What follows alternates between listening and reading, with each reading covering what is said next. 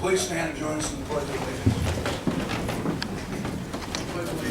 To the flag of the United States of America, and to the Constitution which founded our republic, one nation, under God, indivisible, with liberty and justice for all.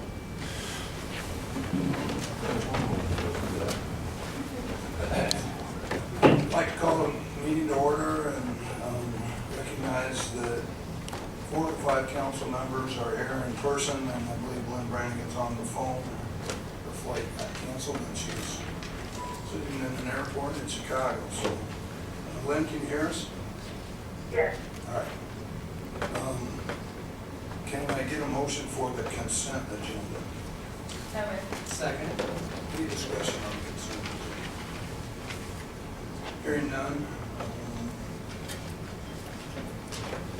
All those in favor signify by saying aye. Aye. Opposed, same sign. Tonight we've got a proclamation designating February 23rd through 28th as America Saves Week.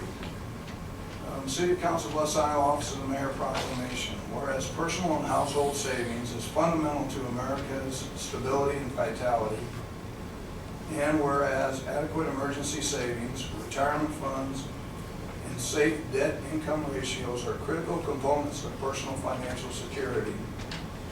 And whereas America Saves is a national social marketing campaign to persuade, encourage, and motivate Americans to take financial action in building wealth through saving money and reducing debt. Therefore, I, Matt Walsh, Mayor of the City of Council Bluffs, does hereby proclaim February 23rd through 28th as America Saves Week in the City of Council Bluffs, and encourages residents to take positive action during America Saves Week, witness hereof with my signature and the seal of the City of Council Bluffs.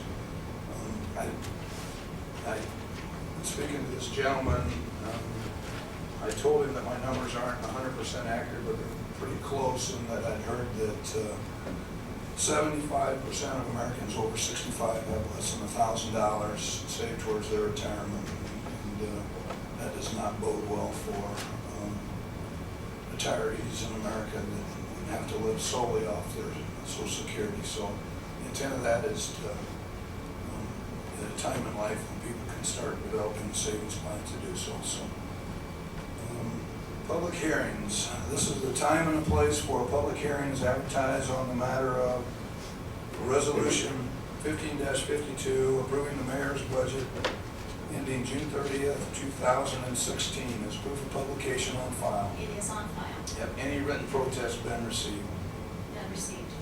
Is there anyone here who wishes to speak in regards to the mayor's budget?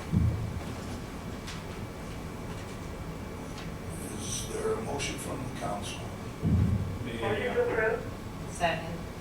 Discussion. We had a discussion earlier in the study session to continue the public hearing to next week.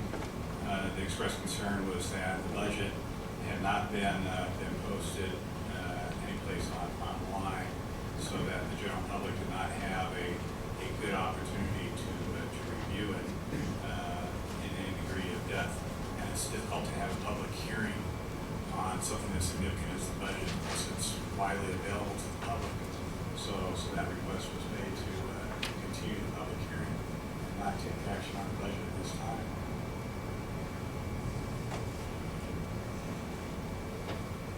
I would just say that, I always like for the public to have as much information as possible, and so putting the budget online is a great idea. However, the law was followed. It was posted in the newspaper. Copies were available at the library and in the clerk's office, but I'm not opposed to putting it online. And I think that's going to know that it was. There were copies available we followed, but I have no issue with giving another 2 weeks to give everybody time to review it. And for those of us to really have a chance to look it over one more time and make sure that, I think it's a great budget. I think we worked very, very hard on it. I know we've been working very hard on it, but I have no problem with waiting. So on that motion, I would make another amendment to table that motion until the next council meeting, after which time we will have concluded the public hearing, and we will be ready for a vote at that point in the budget and still met the state deadline of 15 March. Second. Discussion on the amendment.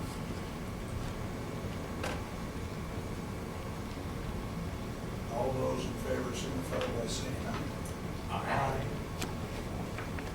And Lynn, can you tell how you vote? Nay. So it's 4 ayes and a nay as the vote. So that, I assume that supersedes the motion to approve. All right, so we have extended the budget hearing until March 9th. Thank you, Madam Clerk. This time and place for a public hearing is advertised on the matter of Resolution 15-53, approving the development agreement between the City of Council Bluffs and XTL Inc. This proof of publication on file. It is on file. Have any written protests been received? Been received. Are there any oral protests to this matter, or anyone in general that wants to speak in regards to this matter? I'm sorry. Kenneth, can you give your name and address for the record, please? Mr. Mayor, council members, my name is Kenneth Garrett. I'm the CFO of XTL, and that is 3200 South 70th Street from Philadelphia. And first I want to say that I travel a great deal, and we've worked with a lot of communities around the country, and I would say that the support, reception, and professionalism that we have experienced in Council Bluffs is second to none. We're excited about the project. We're excited about being part of the community, but I think even more so excited about being part of the community at large, beyond just the kind of economics that we plan to bring to the community, beyond the jobs. So we're excited, and if there are any questions about the agreement, I'd be more than pleased to address those at this time. Kenneth, I just wanted to be sure that something that I wanted to see in the development agreement, and I think it had been discussed in earlier meetings, that I'd like to see the development agreement state that the property will always remain real property and there wouldn't be a move by the company to have it deemed as equipment. And I think that was something we had discussed early on in the process, and you're okay with that? Yes, I mean, from my perspective, I mean, I'm not the tax assessor for this area, but there's shelving, which is valued at $11 million, and then there's the building itself. And the combination of that would bring the assessed value of $27 million at a minimum. And we would stipulate that XCL would never challenge that, and that as long as we are around and we're part of the city here, that we would never look at a value of less than $27 million to be assessed on that property. So whatever language the council would like to kind of frame, we would be more than willing to look at that and sign that.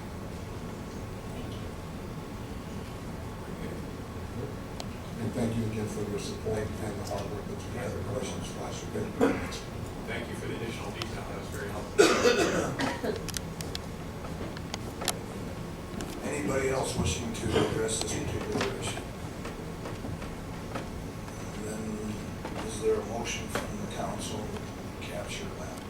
Yeah, I make a motion that we approve the development agreement with an amendment that would have the language of the building will always be considered real property. Second that. Discussion. Again, I think that all the parties to this have done an excellent job of mapping out the long-term financial impact as well as the cost. There's always a business risk and a certain amount of cost that has to be accepted and factored into that risk. And I think that you, as well as the community development department, have done a good job of showing how this makes long-term good sense for the city, both in terms of, I don't think solely in terms of the assessed value, I think in terms of jobs and bringing quality improvement to the city. And I think that you're going to provide us with a remarkable and lasting landmark that we will be known for perhaps a little bit better than the furniture and just took the streets. So my congratulations to you gentlemen for all your hard work. Any other discussion? All those in favor signify by saying aye. Aye. Opposed? Opposed, same sign. This is the time and place for a public hearing. Excuse me, is advertised on the matter of Resolution 15-54, which approves the plan specifications in form of contract for Bass Pro Shop flat roof replacement project. There's proof of publication on file. It is on Have file. any written protest been received? None received. Anyone here who would wish to speak in regards to this matter?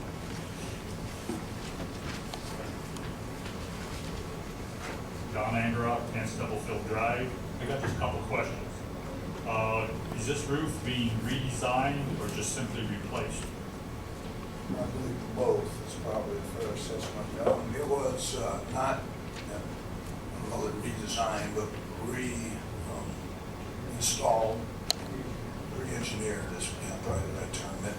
So they're changing the shape or the layout of it? The way the contractor installed it was not in compliance with the specifications, and it did not hold up. So, Okay, so then the new one's supposed to be done to the past yeah, specification? exactly. Okay. So then basically you just replacing it, having it done right? Exactly, on the installer's dime. So then I got the question as to why you paid an engineering firm $750,000 to look at this. If it's just basically being taken off and put back on there right, why did you have that other For additional one expense? reason, the installer did not agree with the fact that they had installed it incorrectly. And I assume you're not having the same guy put it back on. I honestly don't know the right answer to that, so I'm not going to. Okay. Okay.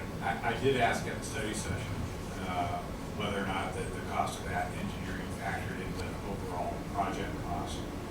That was fully reimbursable by the city's insurance, and I was told at that time that it was.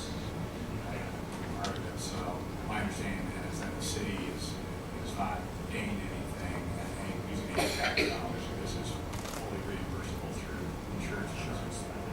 Okay, thank you.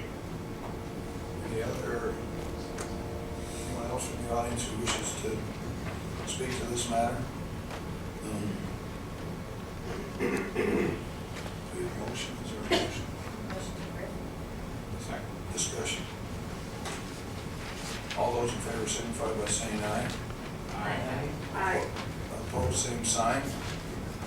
This time and place for public hearing is advertised on the matter of Resolution 15-55, approving the plan specifications and formal contract for the 2014 hail damage to City Hall roof replacement project. Is proof of publication on file. It is on file. Have any written protests been received? None received. Is there anyone who wishes to address the council in regards to this? Is there a motion? Motion to approve the resolution. Second. Discussion. All those in favor signify by saying aye. Aye. Opposed, same sign. This is time and place for a public hearing is advertised on the matter of Resolution 15-56, granting final plat approval of a one-lot minor subdivision to be known as Camping World, Second Edition. Is proof of publication on file. It is on file. Have any written protests been received? None received. Anyone here who wishes to speak in regards to this matter? Seeing none, what's the council's pleasure? Move for approval of the resolution. Second. Discussion. All those in favor signify by saying aye. Aye. Opposed, same sign. This time and place for a public hearing is advertised on the matter of ordinances amending Title V Sewers and Title II Revenue and Finance. Chapter 2.08.050 Fees and Charges, and the Schedule of Fees is authorized in Title V, and a resolution authorizing the one-time transfer of local option sales tax. F subcategory 1, Ordinance 6228, amending Title II Revenue and Finance, Chapter 2.08, Schedule of Fees, by amending Section 2.08.050. And then F subcategory 2, Ordinance 6227, amending Title 5 Sewers, Chapter 5.0, Definitions and Abbreviations, and Chapter 5.10, General Restrictions by amending the sections 5.05.010, 5.05.020, 5.10, 5.10.040, 5.10.080, 5.10.110, 5.10.120, and 5.10150. And finally, subcategory F3, a resolution 15-57, authorizing the one-time transfer of $3.6 million in local option sales tax, the acronym LOST, to the Sewer Enterprise Fund, is proof of publication on file. They are on file. Have any written protests been received? Yes, City Clerk's office has received 2 letters in opposition, one from Tyson Foods and one from ConAgra. And do we need a motion to receive and file those? Motion to receive and file. Yes. Second. Any discussion? All those in favor signify by saying aye. Aye. Aye.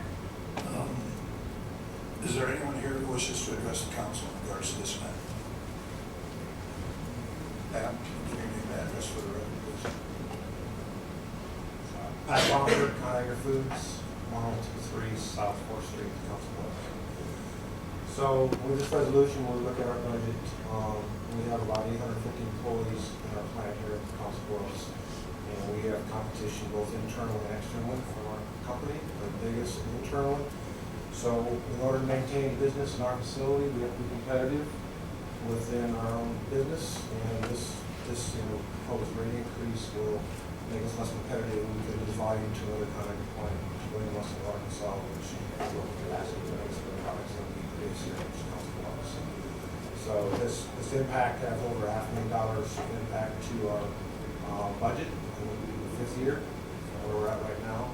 So this is quite an increase, and we'll, we haven't had a lot of time for planning to plan this into our budgets, and so we asked the council to look at extending the amount of time for implementation. We want to get good public citizens, good community servants of the community, and part of the community. We feel like this rate increase is too drastic over too short of time. Any questions for that? Just quickly, how much information have you been provided as to the structure of the rate increases, the basis for them, the engineering information that went into the recommendation, so that you could have your chemists and engineers look at those? So really all I've seen is the rate proposal for the different tiers. So, I don't even know what all these ordinances, it's just been amended from the information that I have. I can pull it off the website, basically the tier sheet, so I wasn't really aware of this until the last couple of weeks. I haven't had a lot of time to look at our budgets and plan for it, so. So if I'm hearing your prior comments correctly, what you're saying is this may well impact corporate decisions on whether or not capacity would be shifted elsewhere. Is that a nice word for jobs? It could have an impact on the jobs, consequence of this. Great group of employees, come to work hard every day, and we hate to see those jobs lost in this community.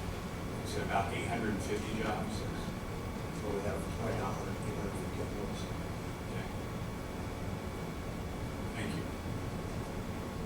Any other questions for that? Thank you. Anybody else?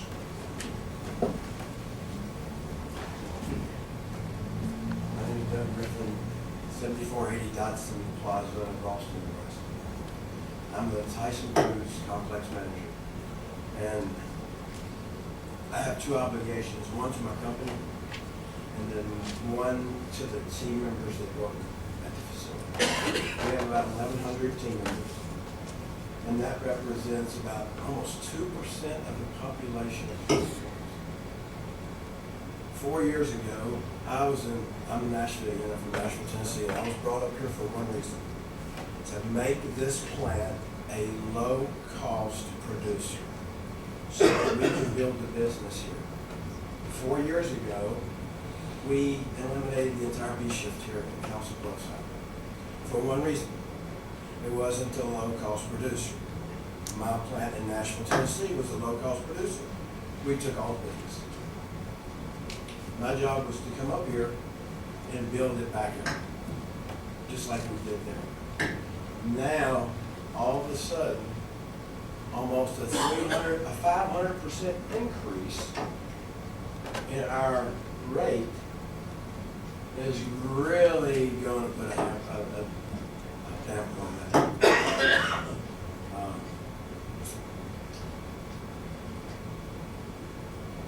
I don't know. We asked for data to back up why we're doing what we're doing as a city, and we're told, well, we'll have that data when we're finished. How can you make a good business decision without the data finished before you make your decision? I didn't quite understand that. I'm still lost in those words, but the people are the most important thing that this city has, and jobs are the most important thing we have. And this can take jobs from this point. And this city can't afford to lose more jobs. It's just nice. I was, had a question, and this might be addressed by Conagra representative too, because they have locations all over the country. I'm also concerned about operating locations over in Omaha, or just across the river in Nebraska, because we have to compete here in the local economy, in the job market, not with Des Moines or Cedar Rapids, but with Omaha. How will those costs, I guess, relate or compete in business terms with those expenses currently being faced over in Omaha? Well, I don't know the exact numbers of the Omaha plant and what their exact rates are. I wouldn't want to quote the exact rates. But there are plants about even in the case-ready division, which is Nashville, Tennessee, and right outside of Dallas, Texas. There's other divisions that do what we do that can take business from us. Kansas, Nebraska, they can take business from us. They're local. Well, and you alluded earlier that that the shift was eliminated here previously, and then I guess being stood back up, and you said that things can be shifted around from one plant to another. So if there were a business decision made about operations, there could be a pretty rapid impact on the employment situation. Yeah, we just placed, like I said, it was 2010, 400 team members. 200 ended up being laid off, and the 200 were absorbed throughout the Tyson family. The people transferred to different places, but 200 people were laid off. Thank you, sir, for that. Any other questions? Thank you. Anybody else wish to discuss this? Chris, can you give your name and address for? Chris Kircher, 15715 California Street, Omaha, Nebraska. Just to build on what Pat said, we've had a very good relationship here in Council Bluffs with the city. We're very committed to the community. We'd like to figure out a way to discuss possibly other options. I think that clearly this is a difficult situation facing the city, and we get that. But as we look at what this would do, and we haven't had a great deal of time to process the information and do a lot of in-depth research on it, But it's clear that, you know, we're looking at something more than a 350% increase over 5 years. And within 5 years, we're talking about $500,000 additional each year that we pay. And those kind of costs, as Pat mentioned, really do have an impact on the business. So we'd like to continue to be a good citizen and partner with Council Bluffs, but we're hopeful that we can figure out another way to approach this. Thank you. Thank you. Any questions for Chris?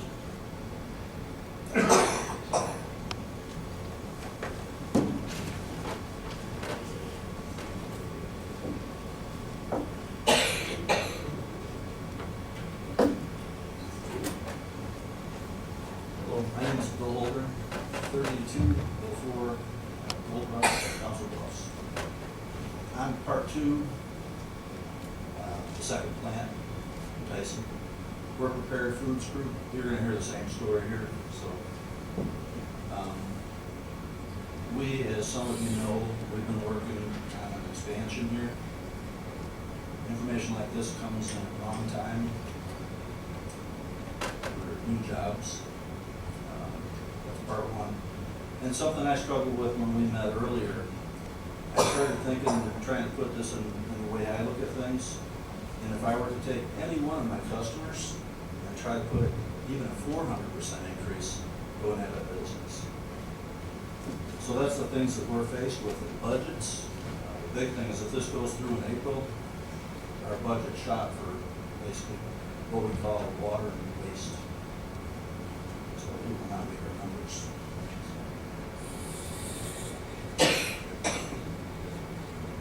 Questions? Questions? Also, I'd like to say, I don't know when the final report will come out, but that would be great to have for our company and other companies to really look at if we can help. We have a lot of experts in the same field in wastewater. We're more than willing to look at it and help. Well, if you receive that at the point that the ordinance has been passed, will that still be as helpful to you? If everything's done, set in stone, Correct. can I change anything at that point or help you at that point? No. Okay. Thanks. So we'll make sure you get a copy.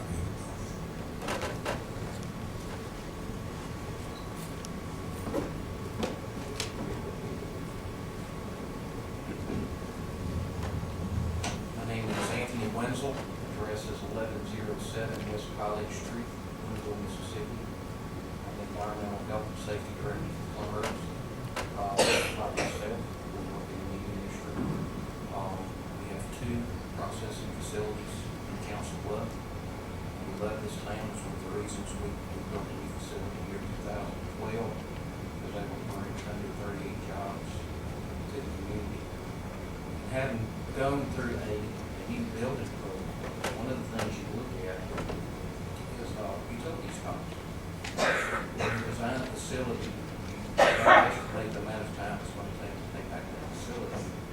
And it is reasonable and understandable to understand that utilities costs do rise over a period of time. You can anticipate some increases.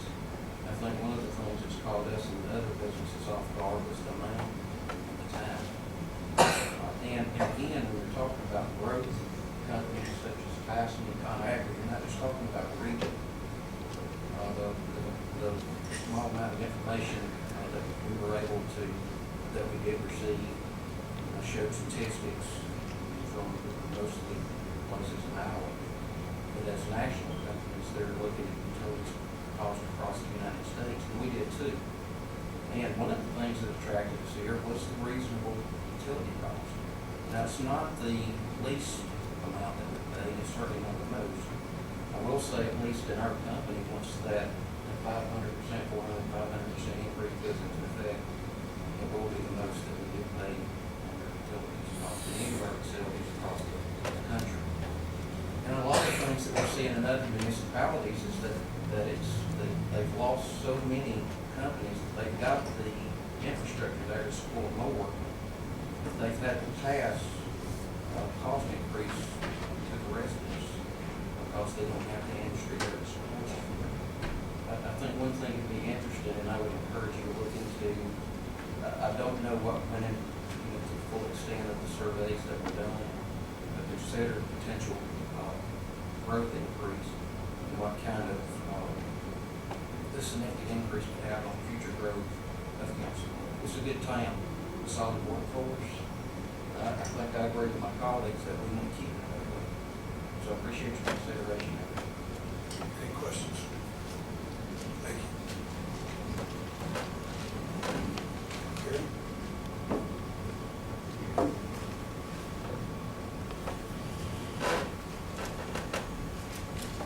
Mayor, City Council, I'm Gary Friedenbach with the Country and the Suites, 17 Arena Way here in Los Bluffs.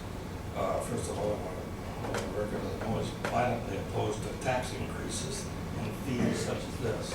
But most important, what I'm hearing on the street, and I'm reading in the newspaper, is singling out certain industries, certain businesses, and they having a 300-400% increase over a period of 5 years is just unheard of. Nobody has told me how the usage is calculated. I have 14 months of my own area. Nobody can tell me how the usage is calculated for starters. But bottom line is, I don't like our industry, the hotel industry being singled out with huge increases. They're going to drive business out of this town. You know, if our costs go up, what we have to do, we got to raise rates. Very simple. You start raising rates, business goes down. So Gary, to answer all your questions, I'm sorry, I thought you were done, I was going to answer some of your questions. How it's calculated is they use off summertime months, because how they calculate is based on your water usage, and they don't use the summertime months because that's typically when people are using their lawn irrigation systems to determine how much, or to keep their yards green. So we don't use those months, we just count those months and then annualize during the test period how much water is used. I can't remember exactly what your other question was. As far as singling people out, I guess was it. And I don't think we've singled anybody out. The company that did the rate survey went through businesses and tried to do what's called equitable rates, not equal rates, but they calculated the cost of the infrastructure and then calculated the individual cost based on usage. And the individual costs were based on infrastructure. So if you're a residential neighborhood, you've got significant infrastructure. In a residential neighborhood, it costs more to supply the service to a residential neighborhood.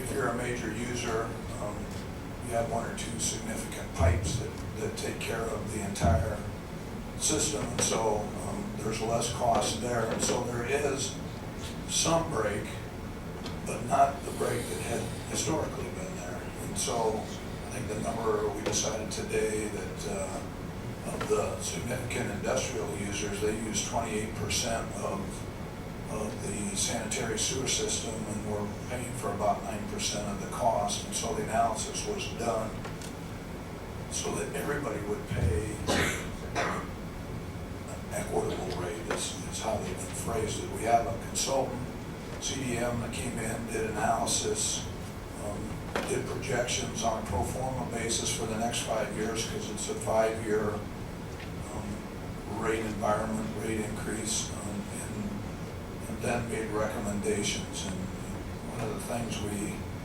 need to be cognizant of is that it's supportive in a court of law in case somebody would come in and object to it, and we need to prove up our methodology. And so there is methodology behind it.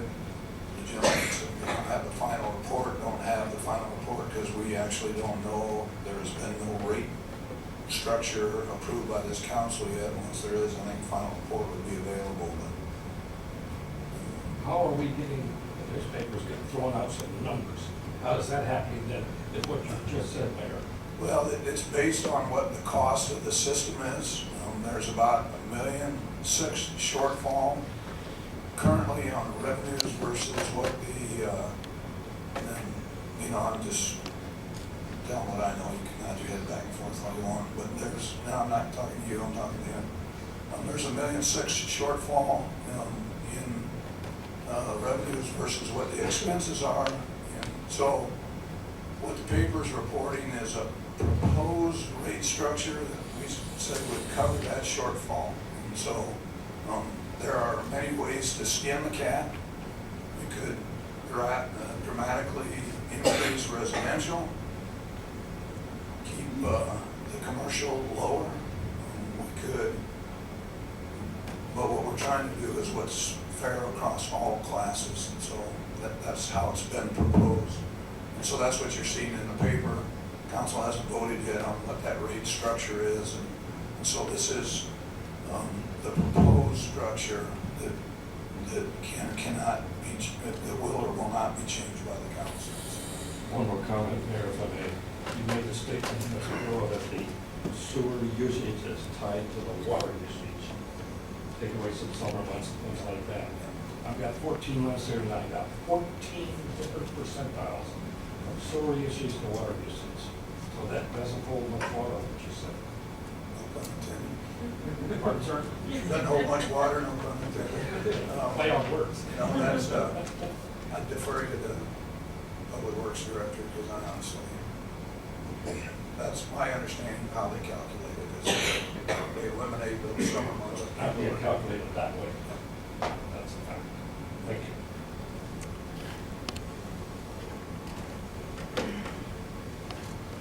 My name is Chris Continue. I live right over here at 505 South 6th Street, which I ought to consider is what's protecting the sewer and the water lines of the roads themselves. Because right down here off of 6th Street, down by the plant, you've got a sinkhole deep enough to drop the front tire of a rig into it and get it stuck. Parts of Broadway is starting to get pretty bad too. So I'm going to consider that as well. There's a few other streets around the side that are getting pretty bad. So if you want to protect them, make sure you get those roads repaved. Just take them all the way down to Mother Earth once you get that sewage in the plumbing. You want it done right, do it right the first time. Get it all the way down. There's that way it's all done at once. Thank you.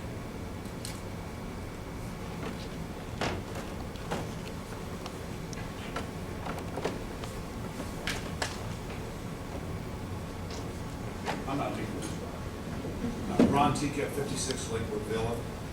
And I'm supportive of this type of ordinance. I think there's a lot of things we've worked out. The thing I would encourage the council is to utilize the water rates, the sewer rates. It's one thing the city has that you can wrap your arms around and charge people based on what they use as some kind of formula. I don't want to see it backflip from other methods. Possibly, but long term, it's water and sewer are things we can measure. You can't tell where the water's coming from, who's using it, who pays for it, and that's one of the fairest ways we can have usage for your taxes. That's why I encourage you to keep that in mind. That's all. Thank you. Anybody else?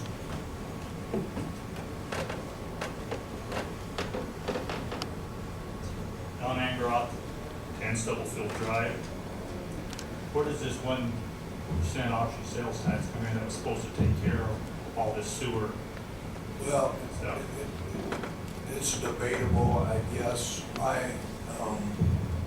The 1 cent sales tax was supposed to be for in my mind, capital improvement for infrastructure of the city's sewer collection system.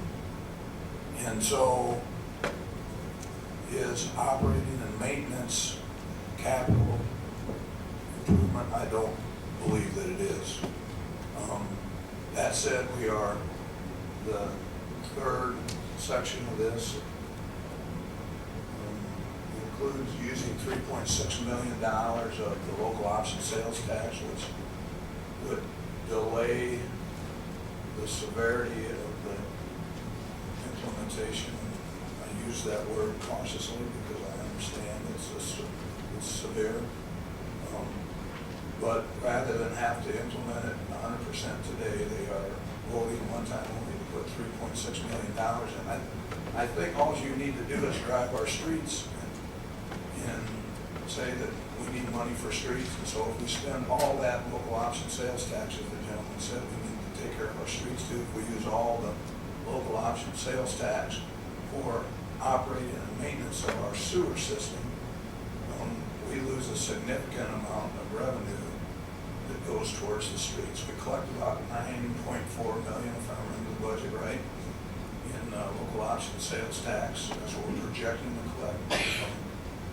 And the reason we have $3.6 million to put towards this project is in 2011, which was the flood year. We didn't spend any because we were too busy fighting the flood, and it didn't make much sense to start digging streets and sewers during that flood process. So we have money left over from 2011, is where the $3.6 million. And if the capital improvement, as you're referring to it, was completed about 5 years ago, what have you been doing with this $9 million for the last 5 years? Well, the capital improvement was not completed 5 years ago. The sewer separation was completed 5 years ago, which is a combination of sanitary and storm sewer. Again, I think all you have to do is drive around the streets and find that the streets are in need of repair. And so that capital improvement requirement will never go away. It goes on in perpetuity. Streets have a life expectancy, and that True. sales tax goes for the streets. So once again, I would ask, for the last 5 years, what have you been doing? I haven't seen that much street work, yes, or repair work. I've seen a lot of patching. Well, That doesn't stand out. What you need to do, Don, is go up east of South First. That whole section has been done. Go down to Wynwood Circle, that whole section has been done. Go to the pump stations, and those pump stations have been done. So we're spending the money. It's not that we're hoarding it, and it's not that there's a huge amount out there that is unaccounted for. Again, we can spend it here, we can spend it there. If we don't pay for the operating and maintenance with the sewer fee, it's what's called an enterprise. It is its own separate business. Just like the garbage refuge is, and people get a garbage fee because not everybody uses the garbage, not everybody uses the sanitary sewer system. Some people have septic tanks. They don't pay a sewer fee. And so it's the enterprise is to support its own operating and maintenance. In theory, it probably should also support the capital improvement associated with that. We've been using the 1 cent sales tax to pay the capital. So at some time in the future, if there was a need for additional capital improvement of that system, then they would have access to that 1%? Again? It consistently goes into the capital improvement. It does not go into the operating and maintenance. Okay. Just to clarify for purposes of the public and the audience, I reviewed today Iowa Code section 384.38. It talks about how a enterprise fund for sewers is ordinarily maintained, and it addresses that.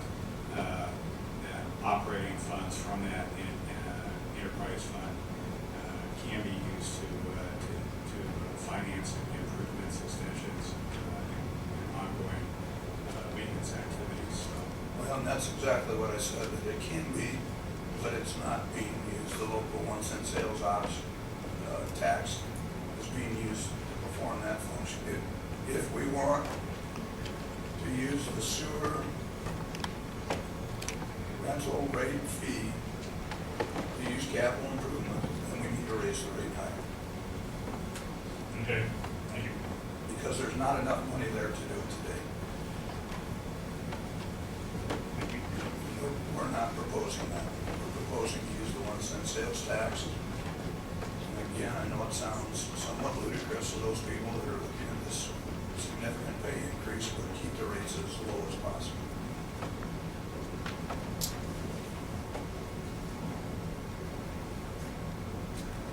Anybody else wish to address the council? Great.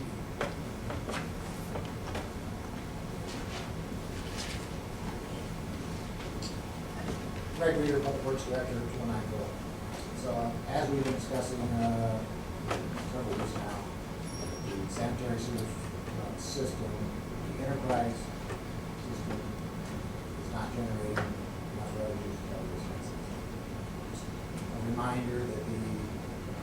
enterprise system of ground sewer system is primarily there to fund operational maintenance, not capital, as the mayor's pointed out.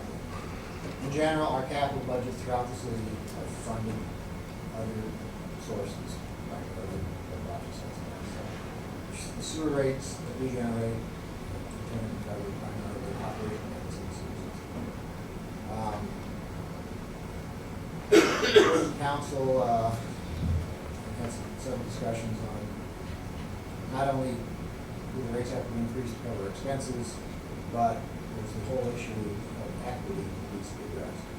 Currently, if you're a large industry in this community, you pay 1/5 unit cost of residential user pays. So residents are paying 5 times the unit cost that the industry pays. At one time, the community made a decision as a policy that was the way they were going to set the fees. I would encourage the council to consider equity. That's what's proposed for you. It's an equitable rate structure where every payer is assigned their share of the cost that represents the true cost of the project service. I understand it's a dramatic change, and that's why we've implemented it over 5 years. And it's also why the council has suggested what's being proposed is that we do a one-time infusion of $3.6 million of option sales tax to allow those increases to be graduated into the fund. One of the unique things that I guess from our perspective as a city, the sewer system is an enterprise system, so it's a fee-based system. We don't take property taxes to cover the expense of the operation. I suppose we could, but we all know there's no property tax available. There's no excess property tax that we can convert to sewers. You keep doing this stuff. So, as far as there's been some discussion about the local option sales tax, and I just want to throw out a few items regarding how we fund capital. So, if you take the replacement cost of all our street sewers and storm sewer and sanitary sewer in the city, it's about $1.24 billion. Now, that's the replacement cost of our infrastructure system. The average, we have 57% of our streets in the city are over 3 years old. 39% of our streets are over 3 years old. So we have a very, very old infrastructure. 41% of our sanitary sewers are 50 years old. We have a tremendous need in the capital aspect to replace our sewers. We currently, if you assume that we have $9 million in local option sales tax, that equates to about, it's about $9 million. It's $1,000 a foot to replace the street and sewer. That's what I'm saying. It's $1,000 a foot. We need to be replacing at least 10 miles of street every year, replacing closer to the street.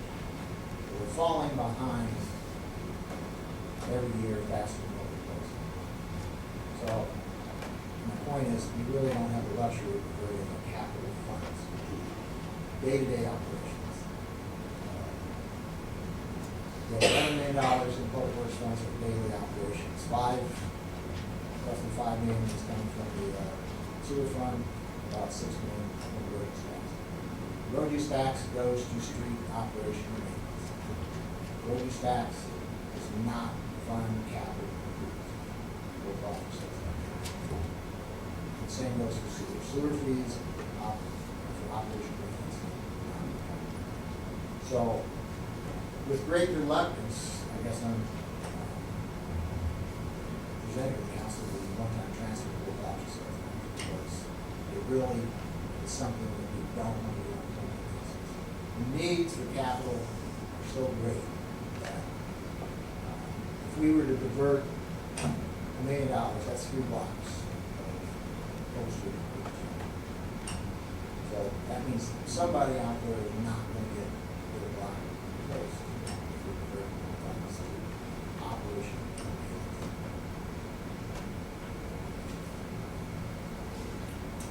Any questions for Greg?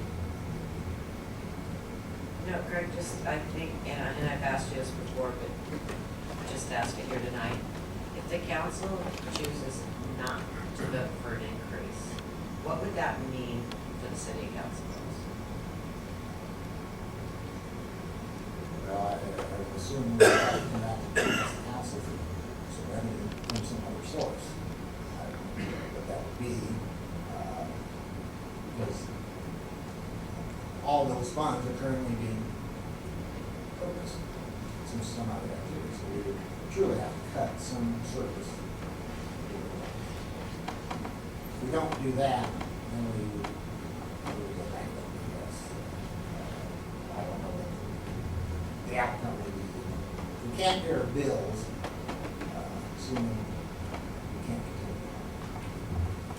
Dick, is this, it's not a, we have a bond, it's not considered a revenue bond, but I assume that even though this is an enterprise, that is supposed to be operated independent of taxpayer dollars, if the revenue's not there to support the enterprise, I assume that the city must stand behind it. It all depends how it's sold. Sometimes they're sold as general obligation bonds with a revenue source earmarked. With this entity, I have to believe that they're just pure revenue bonds, which means that if there is no revenue to pay them, we just default on the bond. Yeah, I believe these are, the longer referring to are through the state revolving fund program. Those are the funds being referred to here? Not by me, The state revolving fund is what you're referring to? Well, I was speaking in generality for, if we continue to run into deficit at some point, we'll that was talking about this state revolving fund. So I contacted Mr. Siebold at the